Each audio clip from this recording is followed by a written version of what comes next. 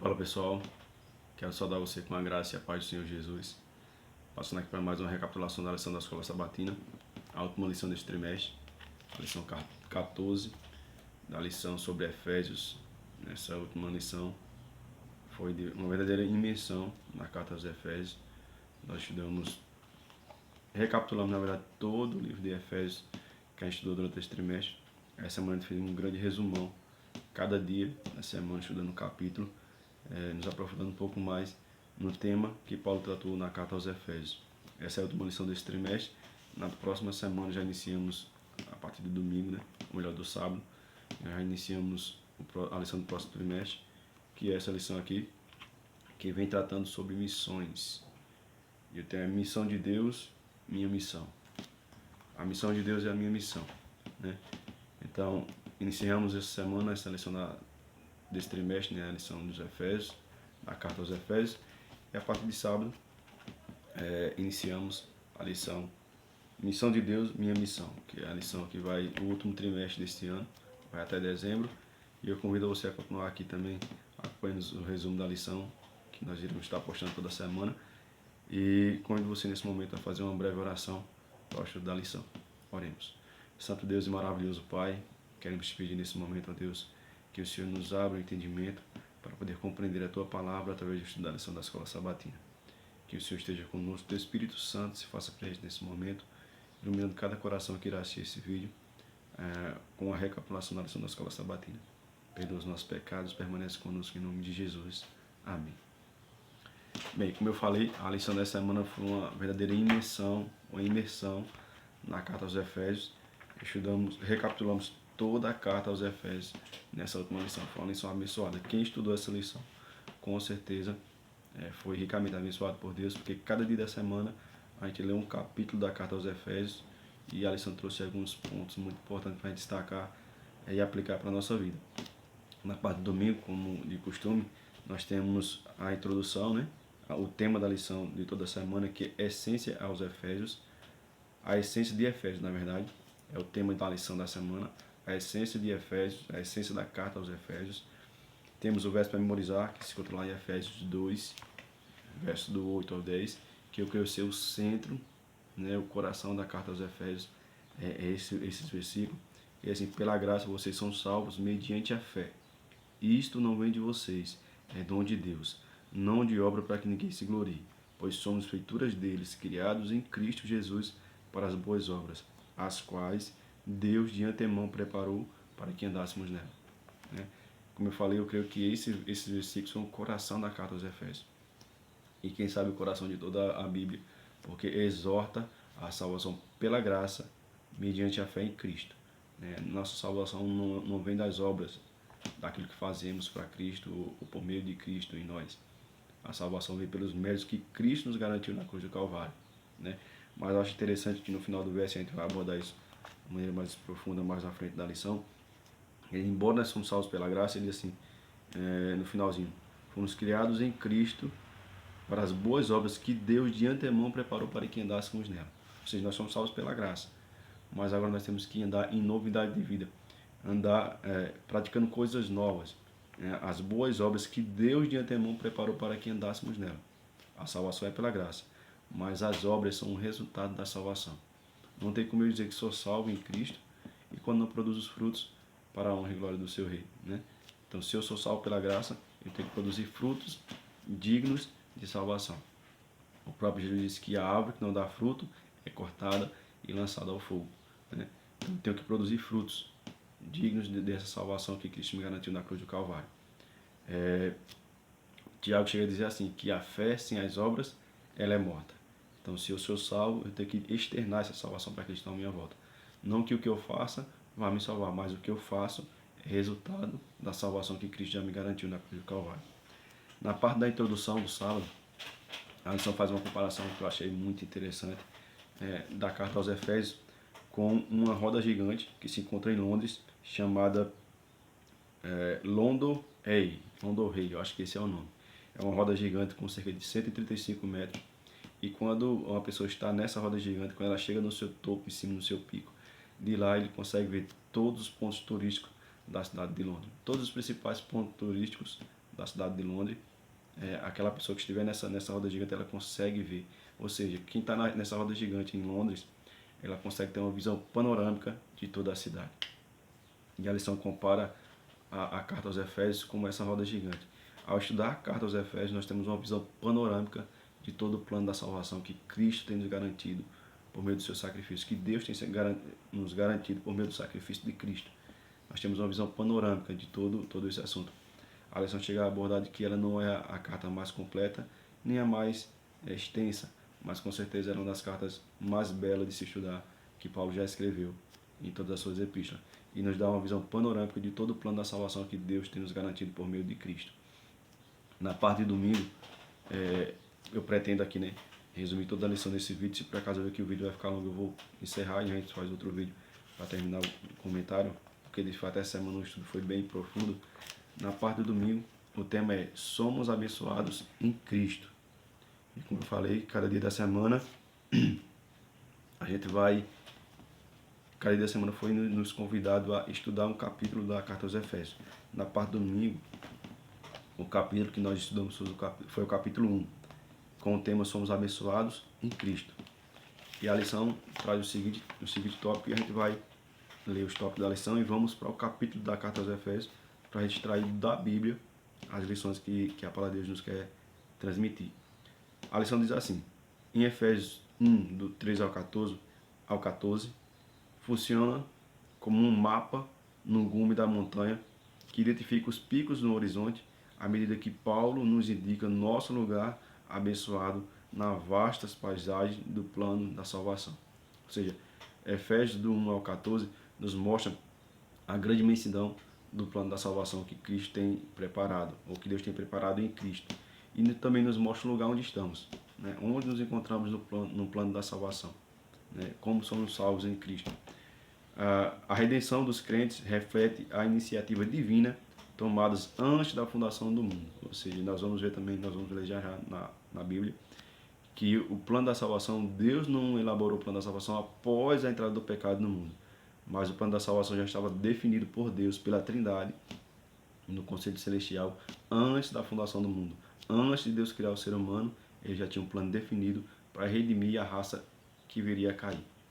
E a lição também aborda o seguinte tema. Hoje, temos a certeza de que a salvação é centrada em Cristo, na qual nos firmamos, e é uma parte importante do plano da redenção de todas as coisas. Ou seja, a salvação é centrada em Cristo, unicamente no que Cristo fez por mim. Nenhuma outra coisa ou nenhum outro ato que eu venha fazer pode servir como mérito para a salvação. A salvação é centrada em Cristo.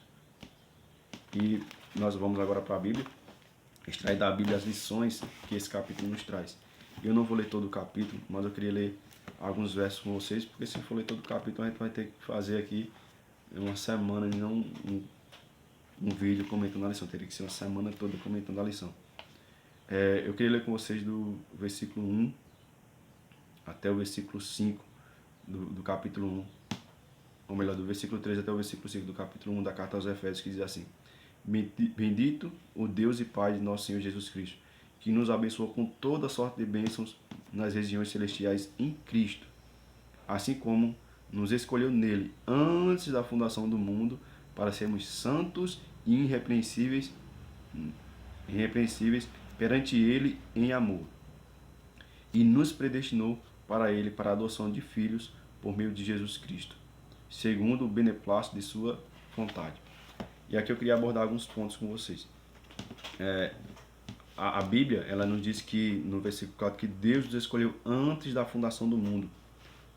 E ele diz mais, para que Deus nos escolheu antes da fundação do mundo? Deus nos escolheu para ser santos e irrepreensíveis em Cristo. No versículo 5 diz que ele nos predestinou para a salvação, ou melhor, para a adoção de filhos em Cristo. Um ponto que eu queria abordar com vocês é a questão dessa palavra predestinou, ou da predestinação. É um pensamento no meio teológico que afirma, uma corrente teológica, na verdade, que afirma que nós somos predestinados, um para a salvação e outros para a perdição. E eles usam esse texto para dizer, Deus nos predestinou, já antes da fundação do mundo, para a salvação ou para a perdição. Só que não é isso que a Bíblia está querendo dizer. A Bíblia está querendo dizer que Deus nos predestinou em Cristo para a adoção de filhos, ou nos predestinou à salvação. Deus predestinou todos para a salvação. Por meio de Cristo, a salvação é outorgada ou oferecida a todo ser humano. Mas Deus também nos confiou um presente que muitas vezes nós usamos mal, que é o livre-arbítrio. Embora Deus conceda a salvação a todos, a salvação é para aquele que aceita a salvação. Então Deus não predestinou um para a salvação e outro para a perdição. Quem iniciou esse movimento de predestinação foi o teólogo João Calvino, um teólogo francês do século XVI. Ele que, ao estudar a carta aos Efésios, encontrar textos como esse, ele na sua mente deduziu de que Deus havia predestinado uns para a salvação e outros para a perdição. Mas não foi isso. Deus predestinou todos para a salvação. Porém, uns aceitam a Cristo e obtêm essa bênção de serem salvos, e outros rejeitam a Cristo e, consequentemente, rejeitam a salvação. Um texto claro sobre isso, você pode ler lá em 1 João, ou em João capítulo 1, diz assim, não lembro o versículo agora, mas você pode procurar na sua Bíblia, você vai encontrar, com certeza. Diz assim, que Cristo veio para os que eram seus. Ele veio para os seus. Que eram os seus? Os judeus. Porém, os seus o rejeitaram. Mas deu-lhe o direito a tantos quanto o aceitarem serem feitos filhos de Deus. Ou seja, só é filho de Deus, só se torna filho de Deus aquele que aceita Cristo como Senhor de sua vida. A predestinação não é a questão de que Deus escolheu um para a salvação e outros para a perdição. É que Deus provê a salvação e aqueles que aceitam a Cristo, por meio de Cristo, são salvos. E Deus predestinou todos para a salvação, e não para a salvação e outro para a perdição. E um ponto bem claro que eu já acabei falando aqui, que a lição nos deixa claro aqui, é de que Deus nos predestinou em Cristo para filhos seus. Então há um pensamento também que diz assim, que todo ser humano é filho de Deus. E isso não é verdade. Todos os seres humanos somos criaturas de Deus. Porém, para ser filho de Deus, tem que aceitar Cristo como Salvador. Porque Cristo é o Filho verdadeiro de Deus, o Filho legítimo de Deus, é o unigênito do Pai. Mas por meio de Cristo nós somos adotados e nos tornamos co-herdeiros com Cristo das bênçãos espirituais que Deus tem nos confiado. Então, para se tornar filho de Deus, tem que aceitar Cristo como Salvador. Aí entra aquele verso que eu acabei de citar para você. Ele veio para os seus o rejeitaram, mas deu-lhe direito a tantos quanto o aceitarem e se tornarem filhos de Deus. Aceitando a Cristo, nos tornamos filhos de Deus por meio de Cristo, pela adoção que Cristo nos proporciona. Então, para frisar aqui, os dois pontos desses dois versos. Primeiro ponto, que Deus não predestinou um para a salvação e outro para a perdição. Deus predestinou todos para a salvação por meio de Cristo. Porém, nem todos aceitam a Cristo e, consequentemente, nem todos alcançam a salvação, porque salvação só é por meio de Cristo. Não há outro meio de ser salvo a não ser por Cristo. O próprio Jesus diz assim, eu sou o caminho, a verdade e a vida. E ninguém vem ao Pai senão por mim. Ele também fala isso, né? No versículo 13 e 14 diz assim, do capítulo 1 ainda, em que também vós, depois de teres ouvido a palavra da verdade, o evangelho da vossa salvação, tendo nele também crido no evangelho, foste selado com o Santo Espírito da promessa, o qual é o penhor da nossa herança, até o resgate da sua propriedade em louvor da sua glória. O ponto que eu quero destacar nesses versos é o Espírito Santo. A Bíblia destaca aqui no final do versículo 13 que o Espírito Santo é o penhor da promessa. Foste selados com o Espírito Santo da promessa, o qual é o penhor. No versículo 14 diz, é o penhor. O que é um penhor? O penhor é a garantia da paga ou do pagamento daquela dívida. O penhor garante a salvação. Então, o Espírito Santo em nossas vidas é a garantia de que estamos salvos, né? A presença do Espírito Santo em nossa vida é a garantia de que somos salvos. E uma vez que o Espírito Santo habita em nossa vida, habita em nosso coração, em nosso ser, consequentemente nós produzimos os frutos provenientes dessa salvação e dessa união com o Espírito Santo. O Espírito Santo nos garante de que estamos salvos em Cristo. Não tem como dizer que é uma pessoa salva em Cristo e não vive uma vida guiada pelo Espírito Santo de Deus, né? Nós somos guiados ou pelo Espírito Santo ou pela nossa carne. Em Gálatas 5 deixa definido lá os frutos da carne e os frutos do Espírito. Se você analisar, leia Gálatas capítulo 5 e analise sua vida. Quais frutos eu tenho produzido? Os frutos da carne ou os frutos do Espírito? Se eu tenho produzido os frutos do Espírito, isso é um indicativo de que eu sou uma pessoa que fui salva em Cristo e estou produzindo os frutos dignos da salvação que Cristo me garantiu na cruz do Calvário. Então o Espírito Santo é o penhor, é a garantia de que nós somos salvos e seremos, entre aspas, salvos quando Cristo voltar para nos levar para o céu. É a garantia da nossa salvação. No verso 17 e 18, ele diz assim: para que o Deus do nosso Senhor Jesus Cristo, o Pai da glória, vos conceda o espírito da sabedoria e revelação pelo pleno conhecimento dele, iluminando-os os olhos do vosso coração, para saberdes qual a esperança do chamamento, o qual a riqueza da glória da sua herança nos santos. Essa parte aqui, da parte do 1, do versículo 1 até o versículo 14, nós vemos aqui as bênçãos da salvação em Cristo. Predestinação para todos serem salvos, porém nem todos alcançam a salvação por não aceitarem a Cristo. E também a questão do penhor do Espírito Santo em nossa vida e dos frutos que temos que produzir através dessa união com Cristo. Do versículo 15 até o versículo 22, Paulo ora pelos Efésios, e a oração de Paulo é para que eles possam adquirir em Cristo, através do Espírito Santo, sabedoria, e que compreenda qual foi o chamado que Deus tem designado para cada um. Paulo está dizendo assim, Paulo orando, disse assim: eu oro para que Deus esclareça a mente de vocês e vocês compreendam, tenham sabedoria e busquem entender qual é o chamado de Deus para a vida de cada um de vocês. Eu oro para que vocês permaneçam salvos em Cristo e que compreendam o chamado que Deus tem para a vida de cada um de vocês. E eu creio que esse é o desejo de Deus para a nossa vida hoje também. Deus não apenas quer que entendamos que somos salvos em Cristo, mas que entendemos também que nós temos um compromisso com essa salvação que Ele nos garantiu por meio de Cristo, que é de levar essa salvação a outras pessoas, exercendo, ou pondo em prática, ou exercendo os dons que Deus tem nos confiado, partilhando da salvação. Entendendo, ele fala no final aqui, no verso 18, iluminando os vossos olhos para saberes qual a esperança do chamamento e qual a riqueza da glória da sua herança nos santos. Ou seja, qual é a sua parte a desempenhar no meio dos santos? Qual é a sua parte que você tem a desempenhar para levar Cristo a outras pessoas também? Não só ser abençoado, mas abençoar outras pessoas também. Então essa é a parte do domingo, comentando o capítulo 1 de Efésios. E na parte da segunda-feira, a lição aborda o tema remidos para a fraternidade. E eu achei lindo esse tema, remidos para a fraternidade. E o capítulo que a segunda vem tratar é o versículo que eu acho mais lindo da carta aos Efésios, e que é o capítulo 2, que vai conter lá o verso áureo que a gente leu no início da lição. E eu queria já partir para a Bíblia, porque eu estou vendo que se eu for comentar só os temas da lição, a gente vai ficar com um vídeo muito longo. E eu queria ir para a Bíblia no capítulo 2, e já a gente volta para a lição, para distrair aqui da lição os tópicos que o autor da lição nos frisou. O capítulo 2 inicia assim, de Efésios, que é o capítulo que a lição nos pede para estudar nesse dia, na segunda-feira. O capítulo 2 inicia assim: Ele vos deu vida, estando vós mortos em vossos delitos e pecados. Primeiro ponto, a Bíblia fala que em Cristo Deus nos deu vida. Diz assim: Ele vos deu vida, estando vós mortos em vossos delitos e pecados.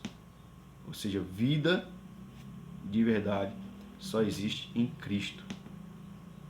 Não temos vidas longe de Cristo. Aquele que não tem Cristo como seu Salvador, que não entrega sua vida a Cristo e aceita-o como seu Salvador, ele não vive. Aí você pode dizer: você tá errado, irmão. Como é que não vive se anda, respira, fala, come, negocia, trabalha? Como não tem vida? Não tem vida. Ele existe.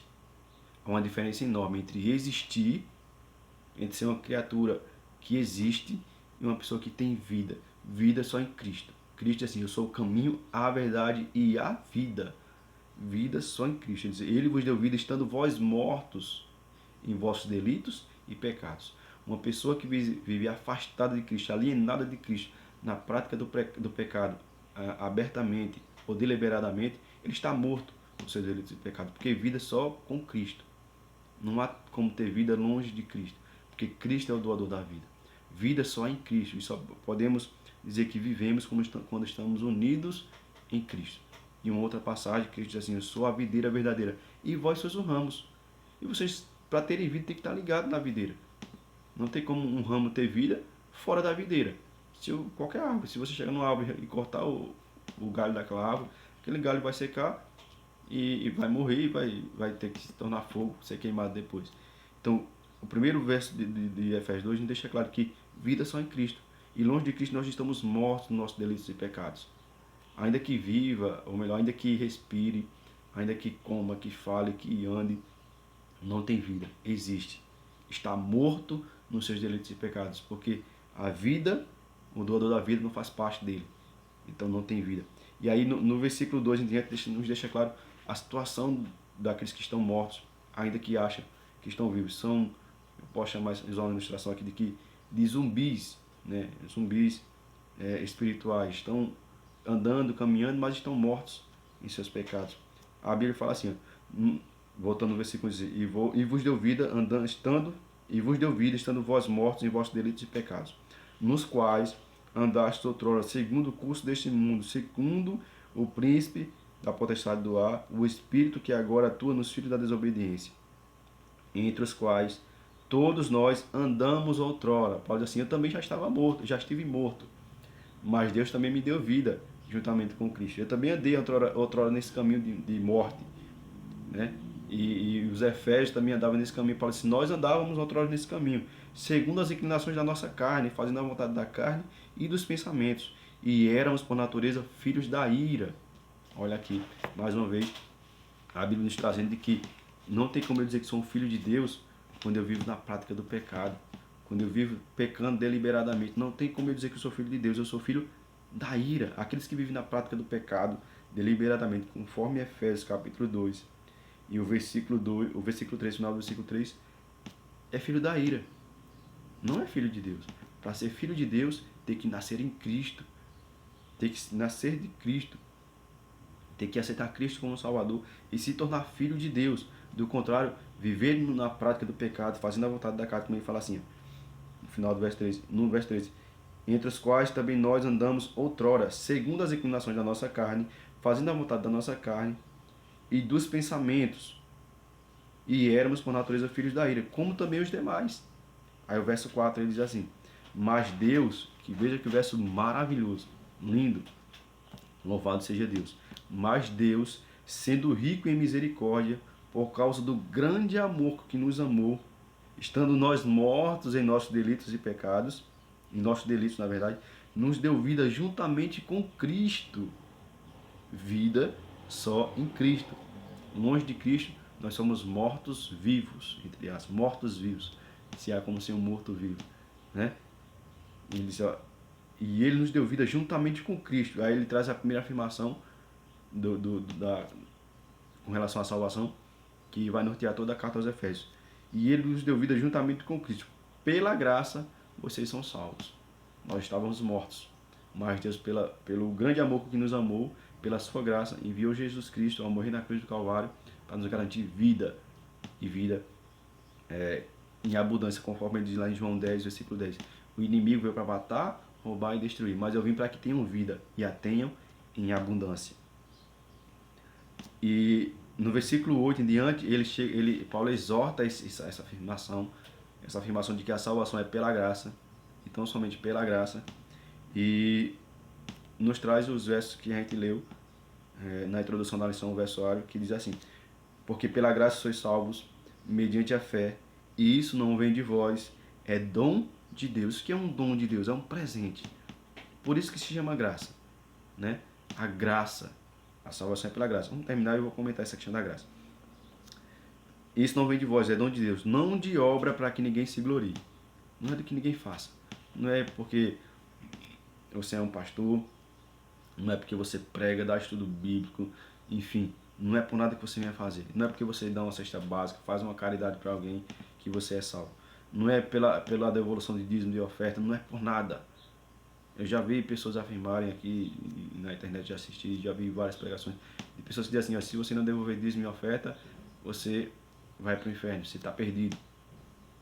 O dízimo e oferta deve ser devolvido, sim, como um reconhecimento de que tudo pertence a Deus, de que somos filhos de Deus, que tudo pertence a Deus, nós somos administradores dos seus bens e como obediência, como gratidão e obediência ao que Ele nos pede, nós devolvemos. Mas a não devolução não é sinônimo de perdição, assim como a devolução também não é sinônimo de salvação.